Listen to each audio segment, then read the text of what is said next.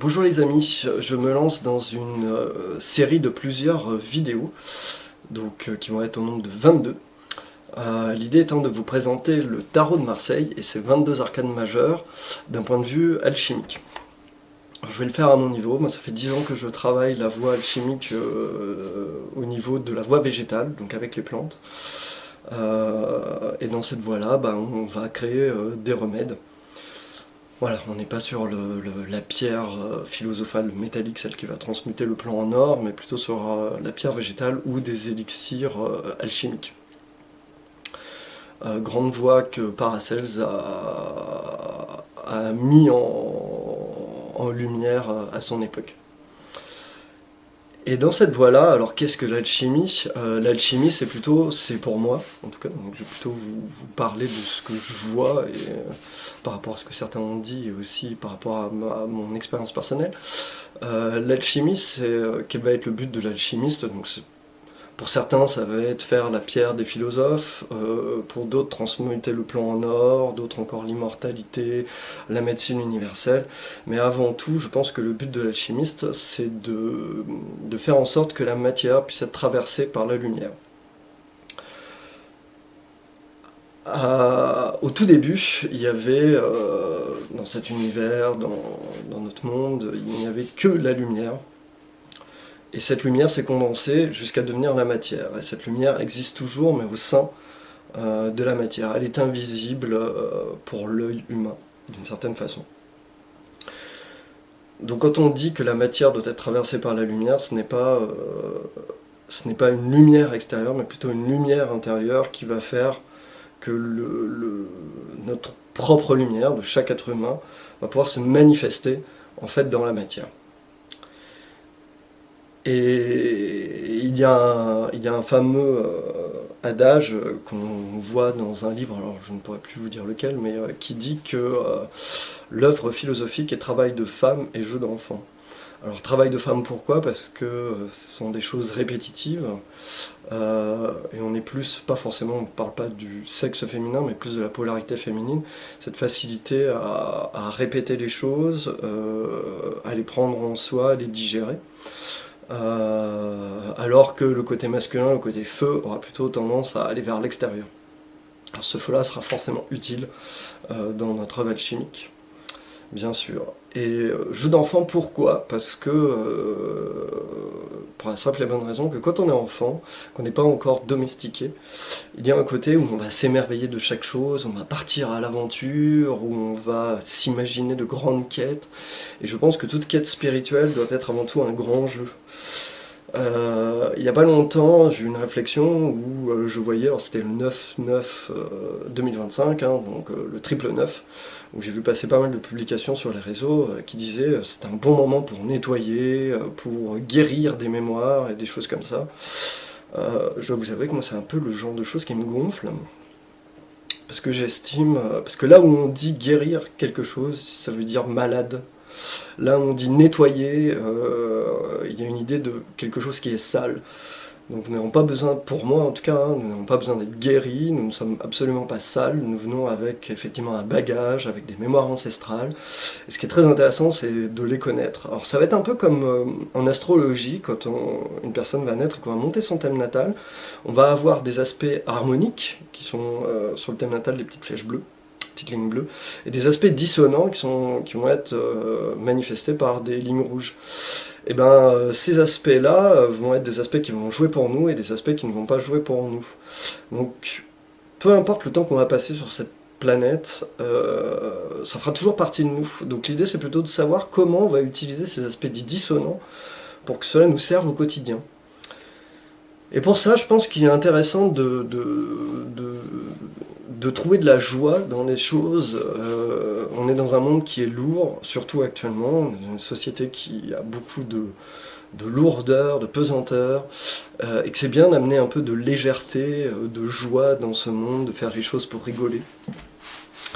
Et d'une certaine manière, c'est ce que va nous apprendre l'un des arcanes principales, je dirais, des 22, j'ai nommé le mat. Alors je vous en montre deux, donc à ma gauche, ici, enfin à votre gauche à vous, on va avoir le maths selon Aleister Crowley, et le jeu de Thoth, et ici, le maths par rapport à Grimaud.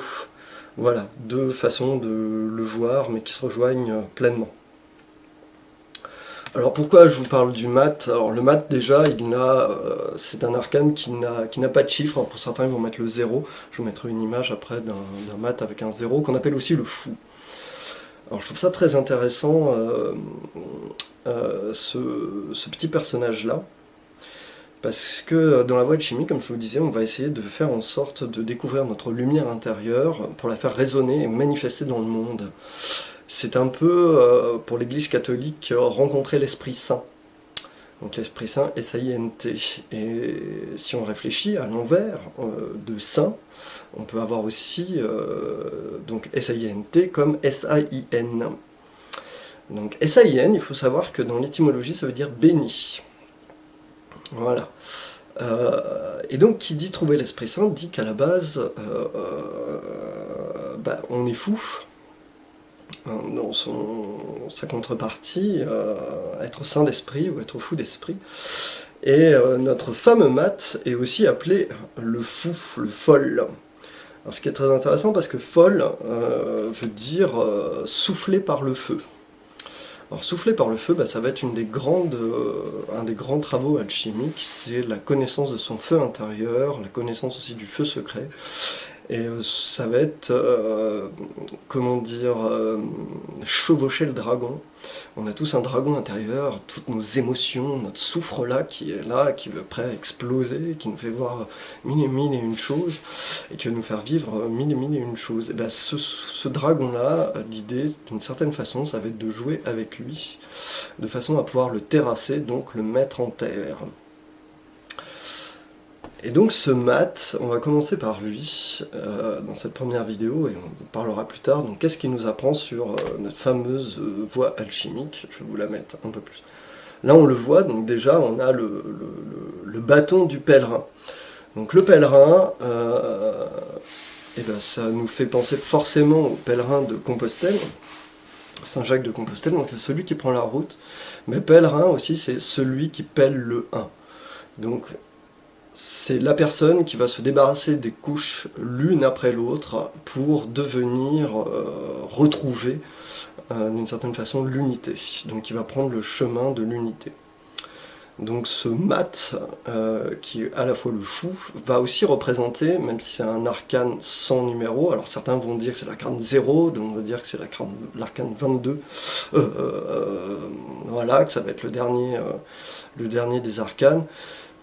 Pour moi, c'est vraiment la représentation du début du chemin, c'est celui qui se met en marche.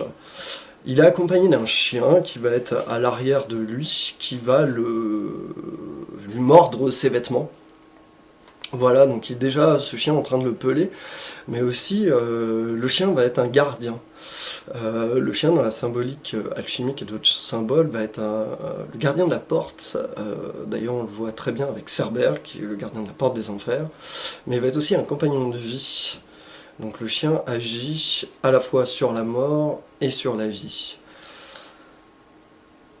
Et donc on a ce pèlerin qui part comme ça sur le chemin. Il a la tête tournée vers l'extérieur, vers le haut. En fait, il est très volatile, ce pèlerin, donc il a un côté qui est très... ressemble à Hermès, qui se balade avec cette sandalette, qui est le dieu des voyageurs aussi, ne faut pas l'oublier. Donc peut-être que ce maths est notre Hermès, notre Mercure de départ.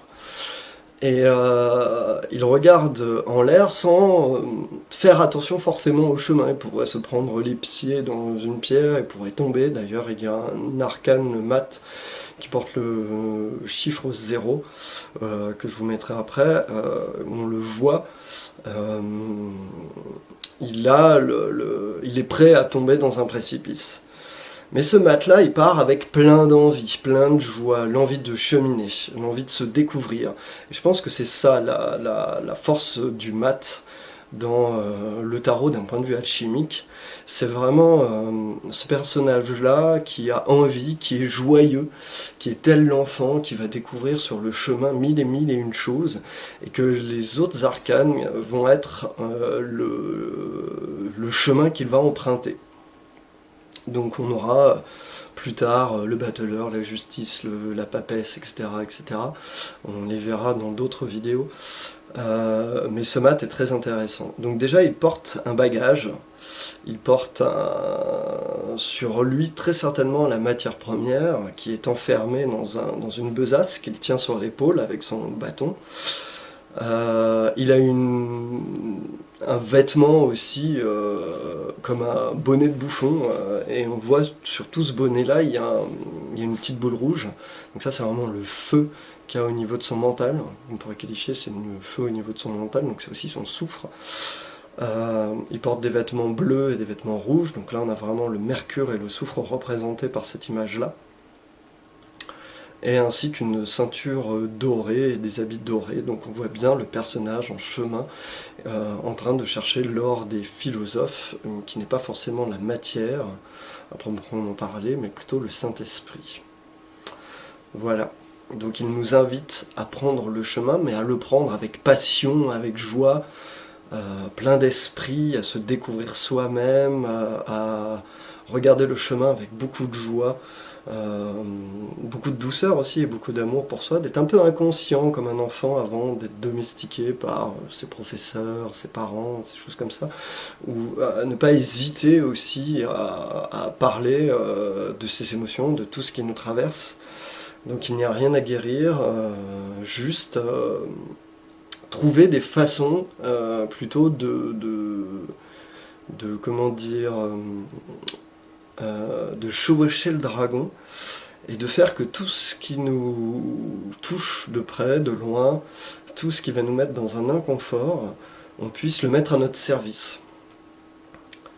Voilà, c'est-à-dire que si j'apprends des exemples, par exemple la blessure d'injustice va nous amener, c'est une blessure qui est assez extraordinaire parce qu'elle nous amène à vouloir un monde plus juste. La blessure du rejet va nous permettre d'aller vers les gens qu'on va sentir rejetés, d'être beaucoup plus doux avec ces gens-là. Donc chaque chose qui nous arrive en ce monde est une vraie opportunité. Donc à chaque fois que vous allez vivre quelque chose, je vous encourage, à chaque fois que vous allez vivre quelque chose qui n'est pas forcément facile, pas forcément évident, inconfortable, d'y prendre du plaisir. Alors on va se dire qu'il y a quelque chose un peu sadomasochiste dans l'histoire, pas du tout.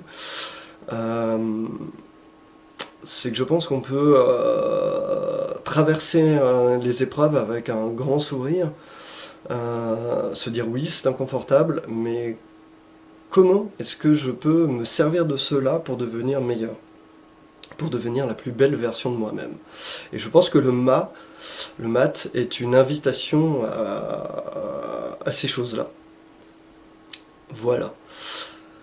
Qu'est-ce que je peux vous dire de plus sur lui? Oui, on voit qu'il a autour du cou, il a aussi il y a 5 petits grelots, donc on pourrait dire que ces 5 petits grelots vont représenter la quintessence de l'œuvre alchimique. C'est quelque chose pour l'instant qui est très extérieur, et on verra au fur et à mesure que ce mat va se transformer plutôt en la quintessence, et bien la trouver à l'intérieur de lui. Ce qui est très intéressant aussi avec le mat selon Crowley, dans le livre de Thoth, on le voit, cet homme, il est représenté en vert, qui va être une des couleurs que l'on va retrouver fréquemment dans l'œuvre alchimique. Donc ce mat vert, là on voit bien, c'est marqué le fou, hein.